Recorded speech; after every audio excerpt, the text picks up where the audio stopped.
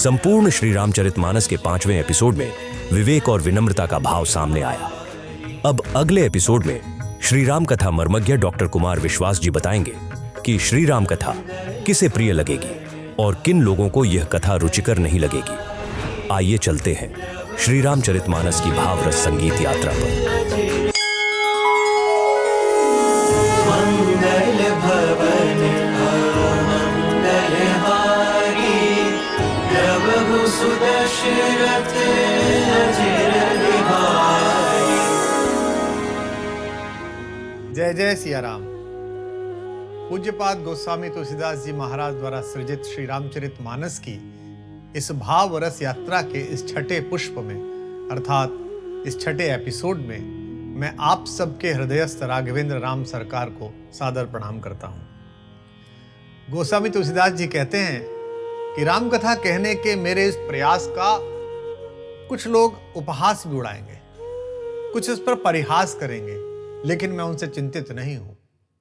गोस्वामी जी निवेदन करते हैं, खल परिहास होई हित मोरा, काक कहीं कल कंठ कठोरा, हंस ही बकला दुर्चातक ही, हसहि मलिन खल विमल बत कही।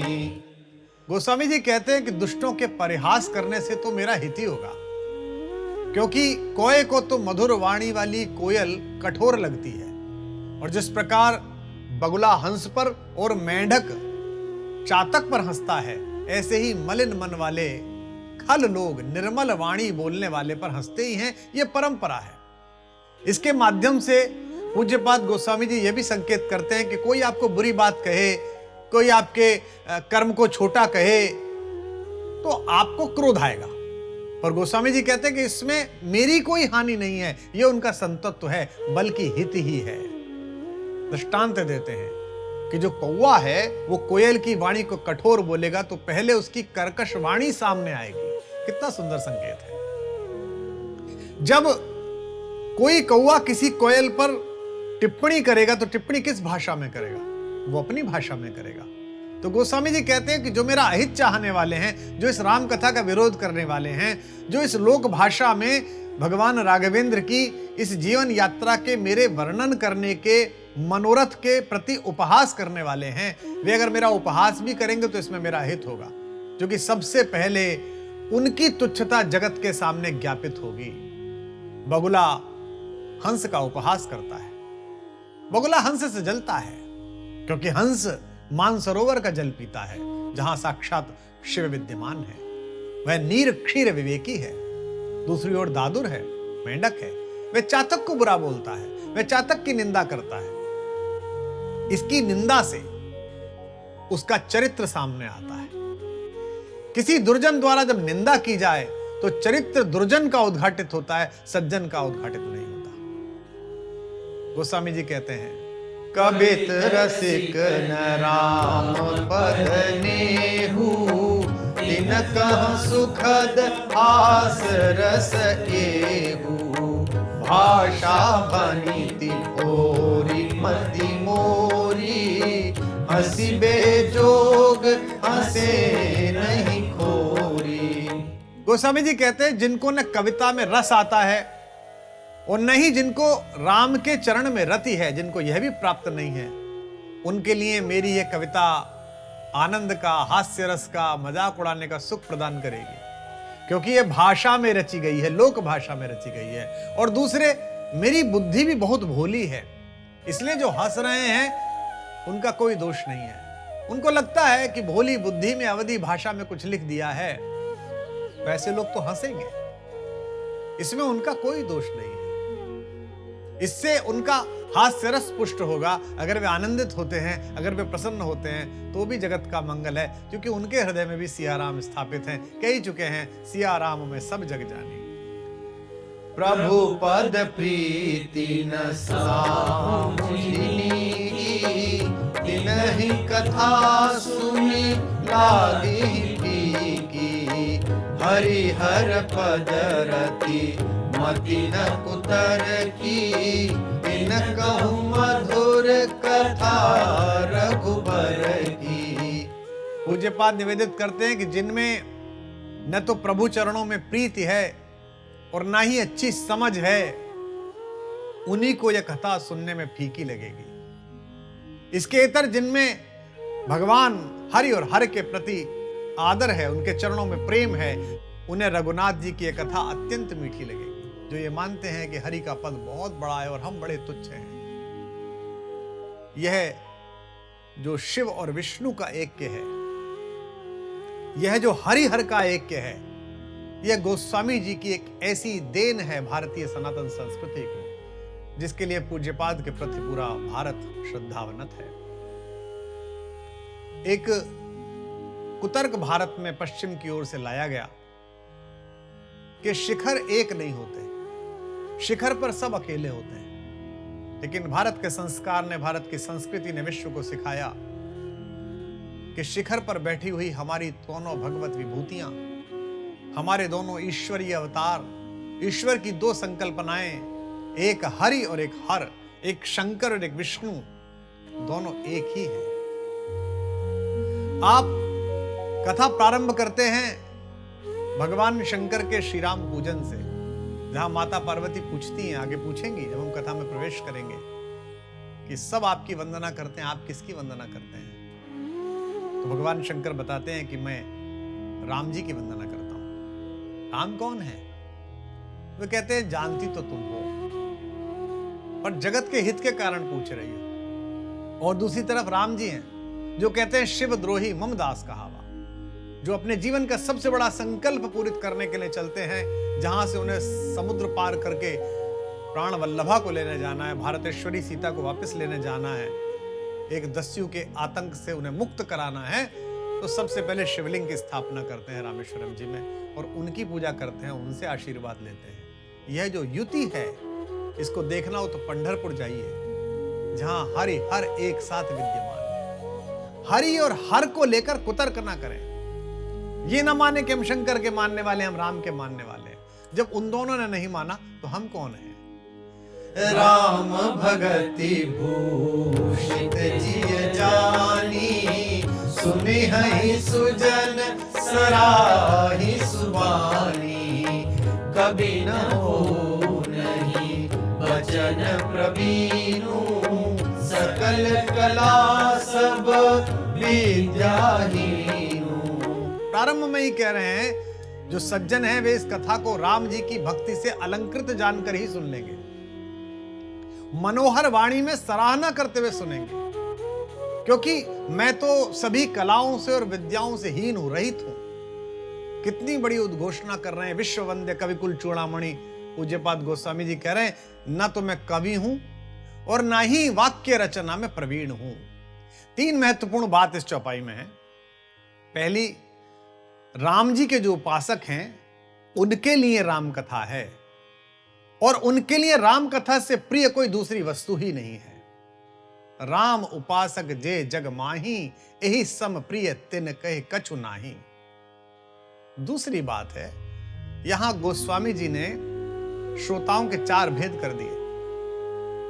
एक उत्तम कोटि के श्रोता हैं जो राम भक्ति से भूषित जानकर इस कथा को सुनेंगे और मनोहर वाणी से इसकी सराहना भी करेंगे, यानी कि स्वयं आनंद लेंगे और जगत को इस आनंद का ज्ञापन करेंगे। अरे वो सुना आपने, बहुत अच्छा है। प्रातःकाल जब आप उठते हैं तो प्रातःकाल बहुत सारे सज्जन ऐसे हैं आजकल इस नई तकनीक में कि वो आपके मोबाइल पर इतना सारा सूरज भेजते हैं कि लगता है कि सूर्यवंशी यही है, यही सब ढूंढ ढांड के लाए हैं। कुछ लोग फूलों का व्यापार कर रहे हैं, वो सुबह आपको 250 किलो फूल आपके यहां भेज दें। जो व्यक्ति आपके पास जैसा सामान भेजे, सोचिए इसकी वैसी ही रुचि है। बहुत सारे लोग ऐसे हैं जो कोई सुनी हुई धार्मिक बात आपको भेजेंगे, कुछ लोग अपनी राजनीतिक मर्यादा और राजनीतिक प्रतिबद्धता का सामान आपको भेजेंगे। वो जिस दल के साथ जुड़े होंगे उस दल की प्रशंसा और दूसरे दल की निंदा का सामान भेजेंगे। तो गोस्वामी जी कहते हैं उत्तम कोटि के श्रोता वो है जो इस राम कथा से भूषित इस वाणी को समझकर इसको सुनेंगे और मनोहर वाणी में इसकी प्रशंसा भी करेंगे। दूसरे मध्यम कोटि के श्रोता हैं वे कैसे हैं? जिनकी हरिहर पद में रति है, जो कुतर्की नहीं है, बस उनका प्रेम है, सुन रहे हैं, कोई बात ना हाँ कहते हैं ना कहते हैं, कोई कुतर्क नहीं करते, वे मध्यम कोटि के श्रोता हैं। निकृष्ट कोटि के श्रोता कौन है? जिनको न प्रभु चरणों में प्रेम है, जिनको समझ भी नहीं है, विवेक भी नहीं है, वे निकृष्ट कोटि के श्रोता हैं। अब उन्हें पता नहीं है वे क्या करें, उन्हें भगवान के चरण में प्रेम नहीं है।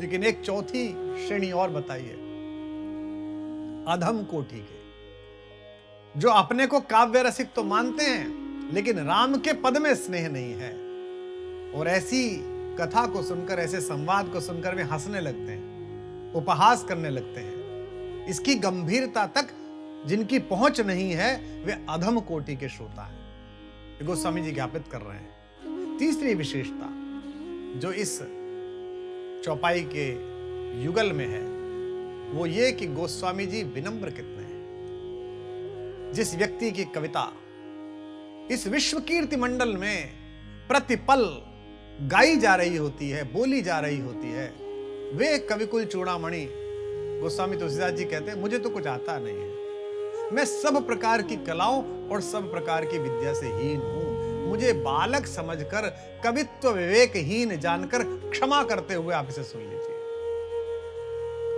थोड़ी सी प्रतिष्ठा, थोड़ा सा मान, थोड़ा सा ज्ञान, थोड़ी सी प्रतिभा, थोड़ा सा ऐश्वर्य, थोड़ा सा धन और थोड़ी सी मान्यता पाकर बौराने वाले इस जग में राम कथा के इस प्रवाचक की विनम्रता यह बताती है कि कथा का विस्तार एक ऐसा ही कवि कर सकता था जिस कवि के अंदर अपनी कला चेतना को यह विनम्रता। आखर अर्थ अलंकृति नाना, छंद प्रबंध अनेक विधाना, भाव भेद रस भेद अपारा, कवित दोष गुण विविध प्रकारा। गोस्वामी जी कहते हैं कविता में भांति भांति प्रकार के अक्षर होते हैं, अर्थ होते हैं, अलंकार, अनेक प्रकार के छंद, और उसमें भी भाव और रसों में इतने भेद और विविध प्रकार के गुण दोष होते हैं। अक्षर, शब्दार्थ, अलंकार, छंद, प्रबंध आदि के ज्ञान के बिना अगर आपको ये नहीं पता है तो आप काव्य रचना नहीं कर सकते। और ये सब नाना अर्थात बहुत है, अलग अलग प्रकार के छंद हैं, अलग अलग प्रकार के प्रबंध, महाकाव्य हैं, खंड काव्य है, स्वतंत्र कविताएं हैं, रस ही 9 हैं जिनमें और श्री वृद्धि हो रही है। हमारा कवि स्वयं पर प्रसन्न होता हुआ कहता है, विधि से कवि सब विधि बढ़े। कई बार तो लगता है कि विधाता से भी बड़ा है कवि, या में संशय ना है, और इसमें मुझे कोई संशय नहीं है, क्योंकि षठरस विधि की सृष्टि में नवरस कविता माए। विधाता की सृष्टि में तो 6 ही रस है और कवि की सृष्टि में 9 रस है, और अब तो 10वां और बढ़ गया है। इसी प्रकार इतने अलग अलग प्रकार का ज्ञान है, गोस्वामी जी ये सूचित करते हैं, बताते हैं। काव्य का जो आभूषण है उसे अलंकार कहते हैं। वैसे भी गहने को अलंकार कहते हैं, आभूषण पहन लिए। तो कविता को सुशोभित करने वाली चीज अलंकार है, उसका उल्लेख किया है। छंद भी कहीं है, आपको संभवतः पता होगा, वेद में छंद को वेद का पैर कहा गया है। वेद भगवान जिससे गति करते हैं वह छंद है। छंदः पादो तु वेदस्य। छंद के भी कई भेद हैं, विभेद हैं। दोहा है, चौपाई है, हरिगीतिका है, अनुष्टुप है, मंदाक्रांता है, सब हैं। भाव भी अत्यंत प्रकार के हैं, भाव, विभाव, अनुभाव, संचारी, स्थायी, और इनमें से ही आलम्बन, उद्दीपन जैसे भी भेद हैं। गुण 3 है, माधुर्य है, ओज है, प्रसाद है। दोष यद्यपि 37 प्रकार के बताए गए हैं, लेकिन और भी बढ़ गए हैं, उसके भी अनेक भेद हैं। तो उत्तम काव्य कौन सा है?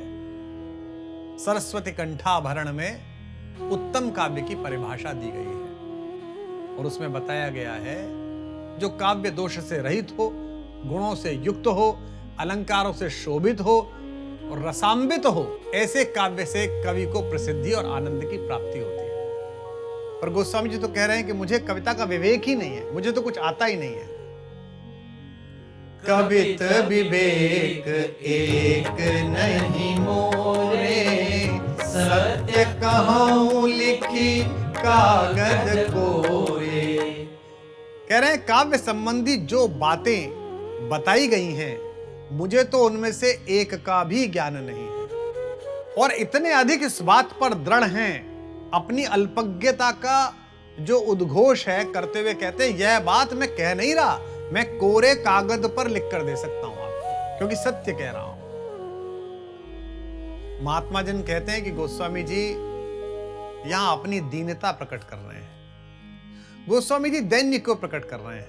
प्रारंभ से आपके मन में यह बात आई होगी, एक सामान्य पाठक के नाते मेरे मन में भी यह बात आई कि इतनी दीनता किस बात की। गोस्वामी जी ने जब मानस का प्रणयन किया, अपने जीवन के चौथे पन में जब श्री रामचरितमानस जी में प्रवेश किया, उस समय तक गोस्वामी जी की कीर्ति संपूर्ण भारत में व्याप्त हो चुकी थी। भारत के जो उस समय के शासक थे, उनके सबसे शक्तिशाली प्रधानमंत्री और उनकी सर्वोच्च सेनाओं के सेनापति उनके प्रशंसक थे। उस समय के एक दूसरे बड़े साहित्यकार जो तत्कालीन शासक के दरबार के नवरत्नों में थे, अब्दुल रहीम खान खाना, वे गोस्वामी जी के परम भक्त थे और परम प्रशंसक थे। जिस व्यक्ति की ख्याति श्री अयोध्या जी से लेकर चित्रकूट धाम से लेकर वाराणसी से लेकर दिल्ली तक हो, वो इतना दैन्य से भरा हुआ क्यों है, इतनी दीनता क्यों है? क्योंकि भक्त के लिए दैन्य गुण है, अवगुण नहीं है। क्योंकि भगवान उन्हीं को शरणागति में लेते हैं जो उनके प्रति विनम्र हो, दैन्यता से भरे हो। विद्यावान कौन है? हनुमान जी बहुत गुणी हैं, लेकिन राम जी के चाकर हैं। राम जी की दुहाई देकर कहते हैं, तापर में रघुबीर दुहाई, जानऊ नहीं कछु भजन उपाई। मैं आपकी दुहाई देकर कह रहा हूं कि मैं कुछ भी नहीं जानता। और कौन है? ज्ञानिनाम अग्रगण्य, जो ज्ञानियों में अग्रगण्य है, जिनसे पहली बार की भेंट में ही अपने अनुज लक्ष्मण से भगवान राम ने कहा कि सुग्रीव का जो सचिव है ये कोई भाषा निपुण व्यक्ति है। वाक्यज्ञम मधुरम इदम सुग्रीवम सचिवः कपि। यह सुग्रीव का सचिव वाक्यज्ञ है, मधुर भाषा बोलने वाला है। क्या गोस्वामी जी झूठ बोल रहे हैं? नहीं। गोस्वामी जी इस साधारण संसार के लिए एक उद्भट अप्रतिम विद्वान है, कवि कुल चूड़ामणि है, महाकवि हैं। लेकिन यह उनकी कथा कहने बैठे हैं जिनके श्वास से ही चारों वेद उत्पन्न हुए हैं। अनंत ज्ञान का सागर वेद, जिनकी श्वास मात्र हो, उनका चरित्र जब कहना हो, तब कवि को लाचार होकर इस सत्य को शपथ पूर्वक कहना पड़ेगा कि मुझ में कविता करने का किंचित मात्र भी विवेक नहीं है। शंभु प्रसाद सुमत ही हुलसी। कहते हैं मैं कहां, मैं तो शंकर जी का प्रसाद मिला, सुमति मिली और तुलसीदास हो गया। इसलिए वे झूठ नहीं कह रहे। भगवान के अनुग्रह से उन्हें जो काव्य शक्ति प्राप्त हुई है, उसके योग्य वे स्वयं को नहीं मानते हैं, यह उनकी विनम्रता है। पर उनको एक विश्वास है, और वह कैसा विश्वास है? दोहा सुनिए। भलिति मोरि सब गुण रहित, विश्व विदित गुण एक, सो विचारि सुनहि सुमति, जिनके विमल विवेक। गोस्वामी जी कहते हैं मेरी रचना सब गुणों से रहित है। खुद ही कह रहे हैं कि कुछ नहीं आता मुझे, लेकिन इसमें एक जगत प्रसिद्ध मान्य शाश्वत कीर्तिवान गुण है। उसे विचार कर निर्मल ज्ञान संपन्न, ऐसे लोग इनका ज्ञान निर्मल हो, सुबुद्धि वाले लोग मेरी इस रचना को सुनेंगे। और ऐसा अद्वितीय गुण है मेरी कविता में, जो अन्य किसी भी गुण के ना रहने पर अकेला काफी है। चाहे कुछ भी ना हो, लेकिन यह है तो कविता है, यह है तो आपका अस्तित्व है। और वो क्या गुण है? एई में है रघुपति नाम उदारा, अति पावन पुराण श्रुति सारा, मंगल भवन अमंगल हारी, उमा सहित जेहि जपत पुरारी। गोस्वामी जी कह रहे हैं कि कुछ भी नहीं है कविता में, रस नहीं है, छंद नहीं है, प्रबंध नहीं है, और मैं भी अज्ञानी हूं। और फिर स्वाभिमान के साथ कहते हैं, इतने दैन्य के बाद, इतनी विनम्रता के बाद महाकवि उद्घोषणा करते हैं तेजस्विता के साथ, स्वाभिमान के साथ, पुरुषार्थ के साथ, कि मेरी इस कविता में एक ऐसी चीज है जिसके होने मात्र से यह सफल है। और क्या है? रघुपति नाम उदारा। इसमें श्री रघुनाथ जी का उदार नाम है। और यह कैसा नाम है? इस नाम को उमा सहित त्रिपुरारी शंकर जी स्वयं प्रतिपल जपते हैं, क्योंकि अत्यंत पवित्र वेदों का, पुराणों का सार है। यह मंगल करने वाला और अमंगल का हरण करने वाला, मंगल भवन अमंगलहारी है। इस नाम की महिमा है, इसलिए मेरी कविता की महिमा है। यह जो अपने कर्म और अपने सत्कर्म को ईश्वर की कृपा और उनके होने पर डाल देने का सुख है, यह आपको मुक्त बनाता है। जैसे गीता आपको मुक्त बनाती है।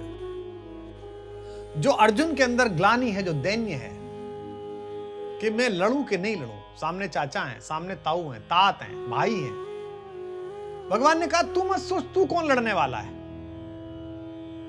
तेरी क्या क्षमता कि तू लड़ेगा, तेरे मन में कैसे विचार आ सकता लड़ने का? ये विचार लाने वाला भी मैं हूं, लड़ाने वाला भी मैं हूं, इधर भी मैं खड़ा हूं, इधर भी मैं खड़ा हूं। तू सिर्फ कारक मात्र है, इसलिए तू केवल कर्म कर। कर्मण्येवाधिकारस्ते मा फलेषु कदाचन। खड़ा हो जा। मरेगा तो क्षत्रिय की तरह लड़ा, स्वर्ग जाएगा। जीतेगा तो पृथ्वी का उपभोग करेगा। हतोवा प्राप्यसि स्वर्गम जित्वा वा भुक्षसे महीम तस्माद् उत्तिष्ठ कौन्तेय युद्धाय कृतनिश्चय। कृतनिश्चय होकर युद्ध कर। तो गोस्वामी जी अपने सारे सर्जना का मूल राम जी के नाम में स्थापित कर देते। कहते मेरा कुछ नहीं है, राम जी का नाम है, उनका नाम है, हम करने वाले हैं। जो कबीर कह रहे हैं, हम ना मरे मरे संसार, हम थोड़ी मरेंगे, संसार मरेगा। किसी ने कहा तुम क्यों नहीं मरोगे, ऐसे क्या तुम हमारी बोटी खा के आए हो? बोले हम तो कुछ है ही नहीं, पहले भी हम ईश्वर थे, बीच में हम कुछ बन गए हैं या बनाए, ना रहेंगे तो भी ईश्वर रहेंगे। ये नाम जप की महिमा है। गोस्वामी जी ने अन्यत्र कहा भी है, सभी पापों का नाश कर देने का सामर्थ्य भगवान के इस दो अक्षर रा और मां में है। दूसरा, कोई आपका नाम लेता है तो क्या होता है? आपका नाम ज्योति है, और कोई बुलाए ज्योति तो आपका ध्यान उसकी ओर जाता है। आपका नाम स्मिता है, कोई बुलाए स्मिता तो नाम उधर की ओर जाता है। आपका नाम प्रणव है, कोई बुलाए प्रणव तो आपका ध्यान उधर की तरफ जाता है। ऐसे ही भगवान का नाम पुकारो राम तो उनका ध्यान आपकी ओर आता है। ईश्वर हमारे अंतःकरण में आने को विवश हो जाते हैं। तभी तो राम का नाम क्या है? मंगल भवन अमंगलहारी, अमंगल को नष्ट करने वाला है। भनिति विचित्र सुख विकृत जो, राम नाम बिनु सोहन सो, विधु बदनी सब भांति सवारी, सोहन बसन बिना बर नारी। और दृष्टांत भी देते हैं, स्पष्ट भी करते हैं। कहते हैं उत्कृष्ट से उत्कृष्ट कवि द्वारा रची गई अनूठी कविता भी यदि राम के नाम से रहित है तो वह उसी प्रकार शोभायमान नहीं होती जिस प्रकार चंद्रमा के समान सुंदर मुख वाली स्त्री सभी प्रकार के अलंकरणों से सुसज्जित होने पर भी बिना वस्त्र के शोभा नहीं पाती। राम बिना कुछ भी शोभा नहीं पाता। न उत्कृष्ट काव्य न जीवन, राम नाम बिनु सोह न सोह। सब गुण रहित कुकवि कृत बानी, राम नाम जस अंकित जानी। सादर कहाई सुनहि बुधताही, मधुकर सरिस संत गुण ग्राही। कह रहे हैं कि कुकवि की, बुरे कवि की कविता सभी प्रकार के गुणों से रहित हो, किंतु यदि उसमें राम का नाम और उनका यश अंकित है तो श्रेष्ठ लोग, बुद्धिमान लोग उसे आदर पूर्वक कहते हैं और सुनते हैं। क्यों कहते हैं? क्योंकि संत जन भ्रमर के समान होते हैं, और भ्रमर जिस प्रकार एक बड़े पुष्प में उसके तने के होने के बावजूद भी, उसके पीले पड़ गए पत्तों के बाद भी, उसके मलिन पड़ गए स्वरूप के बाद भी, उससे उड़ गई गंध के बाद भी पराग को बहुत आनंद के साथ उसमें से ग्रहण कर लेता है, यही संत का स्वभाव है। भ्रमर और संत का बड़ा साम्य है। भ्रमर किसी पुष्प से बंधा हुआ नहीं है, वहां जाता है, बैठता है, रस लेता है और चला जाता है। ऐसे ही संत है। संत किसी एक द्वार से बंधा हुआ नहीं है। संत भ्रमण करते हैं, पूरे विश्व में घूमते हैं जगत कल्याण के लिए, और जहां रस प्राप्त होता है राम के नाम का, उसे लेते हैं। गोस्वामी जी कहते हैं कि कोई रस नहीं है लेकिन इसमें राम का नाम है। जदपि कबित रस एकौ नाहि, राम प्रताप प्रगट एहि माहि। सोई भरोस मोरे मन आवा, एहि न सुसंग बड़पन पावा। पूज्यपाद कहते हैं कि मेरी इस कविता में यद्यपि एक भी कविता का रस नहीं है, कोई काव्य रस नहीं है, फिर भी इसमें राम जी का प्रताप प्रकट हुआ है। इसी के कारण मेरे मन में भरोसा आता है कि भले लोगों का संग करने से किसी बड़प्पन की प्राप्ति नहीं होती। राम जी का संग कर लिया है तो उनकी कृपा से ही मेरी रचना समादृत होगी, ये गोस्वामी जी का भरोसा है। विद्या वाणी अर्थवती हो गई लगी जब जपने राम, ये राम जी का भरोसा है। इसलिए वो कहते हैं धूमौ तजई सहज करुआई, अगरु प्रसंग सुगंध बसाई। वनिति भदेश वस्तु भली बरनी, राम कथा जग मंगल करनी। गोस्वामी जी कह रहे हैं कि धुएं को भी जब अगरु का यानी कि अगरबत्ती का साथ मिलता है तो वह धुआं भी अपना स्वाभाविक कड़वापन और कलुष छोड़कर सुगंधित हो जाता है। इसी प्रकार मेरी कविता अवश्य आपको थोड़ी अटपटी लग सकती है, भाषा भदेश लग सकती है, देशज लग सकती है, किंतु इसमें जगत कल्याण करने वाली राम कथा रूपी सर्वोत्तम वस्तु का निरूपण किया गया है, इसीलिए इसे अच्छा समझा जाएगा। यह जो राम के नाम का भरोसा है, इसमें सत्संग का महत्व भी है।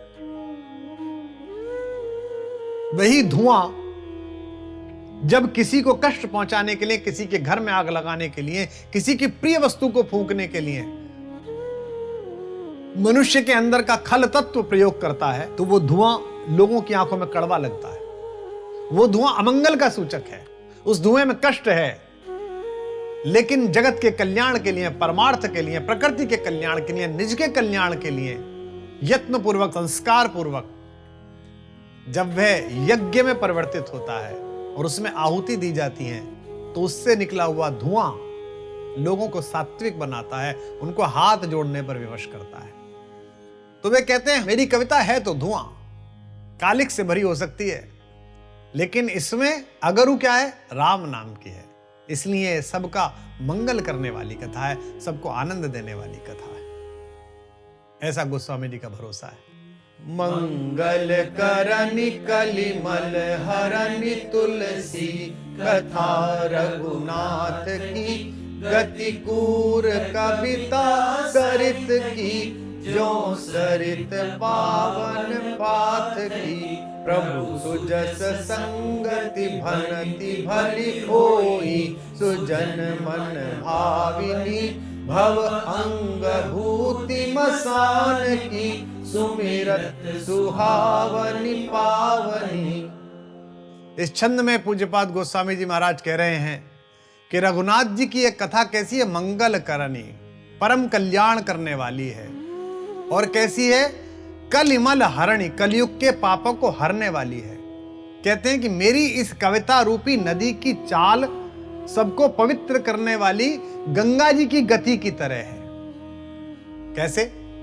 टेढ़ी मेढ़ी कविता है, लेकिन प्रभु श्री राम जी के यश की मंदाकिनी है, इसीलिए सज्जनों के मन को बहुत भाती है। शमशान तो अपवित्र राख से भरा हुआ है, लेकिन महादेव के अंग से स्पर्श की हुई भस्म परम पवित्र और सुहावनी होकर स्मरण मात्र से पवित्रता भर देती है।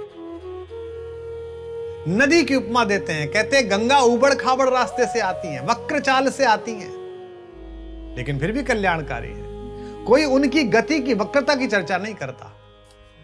गोस्वामी जी कविता को इसी प्रकार जोड़ रहे हैं। कई कथा प्रसंग आएंगे, भांति भांति के पात्र आएंगे, उनकी परिस्थितियां इसमें आएंगी, उनकी वक्रताएं इसमें आएंगी, उनके ऊपर चढ़कर नीचे गिरने का इसमें निरूपण होगा, उनके जगत कल्याण की दृष्टि इसमें दिखाई देगी। किंतु कुल मिलाकर यह संपूर्ण कथा इस संपूर्ण सृष्टि के कल्याण का मार्ग प्रशस्त कर देगी, ऐसा गोस्वामी जी का पूरा भरोसा है, पूरा विश्वास है। प्रिय लागहि अति सबहि मम, भनिति राम जस संग, दारु विचारु की करई को, बंदिय मलय प्रसंग। गोस्वामी जी कहते हैं जैसे मलय पर्वत पर रहने वाले सामान्य वृक्ष भी चंदन की सुगंध से सुवासित हो जाते हैं और चंदन के समान ही आदर पाते हैं, और कोई भी उनकी तुच्छता पर विचार नहीं करता कि ये बबूल है, कि ये कीकर है। वैसे ही सभी प्रकार के गुणों से, काव्य तत्व से हीन मेरी ये कविता प्रभु राम के यश का सुगंधित चंदन पाकर, उनका सत्संग पाकर इस पूरे विश्व को अति प्रिय लगेगी। मलय पर्वत पर ऐसी मान्यता है कि चंदन के ही वृक्ष रहते हैं, लेकिन इतने सारे चंदन के वृक्षों में अगर कोई ऐसा वृक्ष आ जाए जो कोई विशेष पूजनीय नहीं है, तब भी वह आदर पा जाता है। मेरी इस कविता में राम जी के पुण्य प्रताप का सुवास समाया हुआ है, इसीलिए यह सबको प्रिय कर लगेगी, अच्छी लगेगी। फिर स्पष्ट करते हैं, श्याम सुरभि पय बिसद अति, गुनद करहि सब पान, गिरा ग्राम्य सिय राम जस, गावहि सुनहि सुजान। कहते हैं कि अगर गाय श्यामवर्णी भी हो, काले रंग की भी हो, तो भी उसका दुग्ध तो उज्ज्वल ही होता है, गुणकारी होता है, इसीलिए सब उसको पीते हैं। उसी प्रकार मेरी जो ये कविता रूपी गाय है, ये ग्राम्य भाषा में है, ये अवधि में है, लेकिन सीताराम जी के पुष्टिकारक यश से ये समृद्ध है। इसीलिए विवेक संपन्न लोग इसे बहुत रुचिपूर्वक, आदर पूर्वक गाते हैं और सुनते हैं। एक आपके मन में जिज्ञासा आई होगी कि प्रारंभ से अब तक गोस्वामी जी बार बार भाषा का उल्लेख क्यों कर रहे हैं? इसलिए कर रहे हैं कि जिस कालखंड में श्री रामचरितमानस का सर्जन पूज्यपाद गोस्वामी जी के माध्यम से हुआ, उस समय धर्म की भाषा संस्कृत थी और भगवान का गुणचिंतन, धर्म का कोई भी पक्ष प्रस्तुत करने के लिए संस्कृत में कहना आवश्यक था। ऐसे समय में श्री सीताराम जी का यश, उनकी जीवन गाथा लोक भाषा में, अवधि में लिखना, यह जगत की जो पांडित्यपूर्ण मान्यताएं थी उनको स्वीकार नहीं था। तो वह जो संकोच है, वह जो चर्चा हुई है जगत में, उस पर केंद्रित करके बार बार भाषा कह रहे हैं। यहां तक कि एक दूसरे महाकवि केशवदास जी, जिन्होंने भगवान राम की कथा रामचंद्रिका के माध्यम से लिखी, उन्होंने तो अपने ग्रंथ के प्रारंभ में कह भी दिया, भाषा बोल न जानी है जिनके कुल के दास। हमारे खानदान के दास, हमारे जो गृह सेवक हैं, वो भी संस्कृत बोलते हैं। और मुझे देखिए, तिन भाषा कविता करी जड़मति केशवदास। मैं कितना दुर्बुद्धि हूं कि मैंने भाषा में कविता पढ़ी। इसीलिए बार बार भाषा पर ध्यान देते हैं गोस्वामी तुलसीदास जी। किंतु लोक भाषा में रचना रचकर गोस्वामी तुलसीदास जी ने प्रांत, भाषा, संस्कृति, देश और मान्यताओं की जिन परिधियों को पार करके राम कथा के यश को जहां तक पहुंचाया है, उसके लिए वे नित्य स्तुति के अधिकारी हैं। आज इस कथा क्रम में यहीं पर एक विराम लेते हुए अगले अंक में आपसे पुनः इसी कथा क्रम की मंदाकिनी के तट पर स्नेहिल भेंट की आशा लिए हुए मैं आप सबके हृदयस्थ मेरे राघवेंद्र राम को दंडवत प्रणाम करता हुआ आज्ञा चाहता हूं। जय जय सिया राम। अपने